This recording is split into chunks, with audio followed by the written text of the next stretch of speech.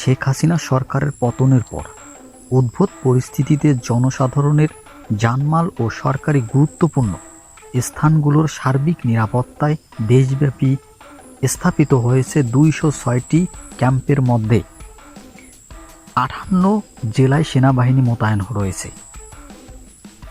আন্তঃবাহিনীর জনসংযোগ পরিদপ্তর এক বিজ্ঞপ্তিতে এ তথ্য জানিয়েছে।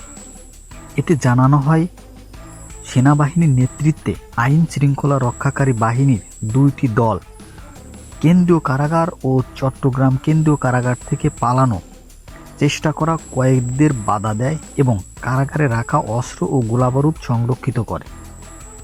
সেই সঙ্গে দেশের বিভিন্ন এলাকায় ভাঙচুর ও লুটপাটের ঘটনা প্রতিহত করার পাশাপাশি সংখ্যালঘুদের নিরাপত্তায় নোয়াখালী জেলার একটি মন্দিরে দুষ্কৃতকারীদের আক্রমণ প্রতিহত করে সেনাবাহিনী।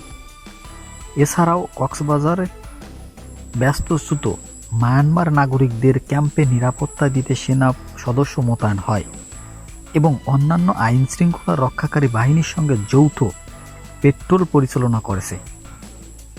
বিজ্ঞপ্তিতে আরও বলা হয়, ঢাকার ২৯টি থানাসহ দেশ জুড়ে ৪১৭টি থানার ইতিমধ্যে সেনা মোতায়েন করা হয়েছে, যা পুলিশের হারিয়ে যাওয়া অস্ত্র উদ্ধার অভিযানকে ত্বরান্বিত করবে।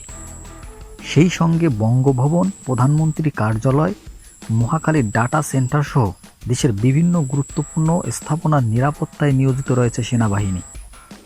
সামাজিক যোগাযোগ মাধ্যমে গুজব প্রচার করে জনসমকে আতঙ্ক সৃষ্টি ওতপ্রোতভাবে চলমান রয়েছে উল্লেখ করে বিজ্ঞপ্তি বলা হয়েছে, দেশকে এ ধরনের গুজবকে আতঙ্কিত না হয়ে সেনা ক্যাম্পে যোগাযোগের ক্ষেত্রে নিজের বিচার বিবেচনা প্রয়োগ করতে অনুরোধ করা হলো।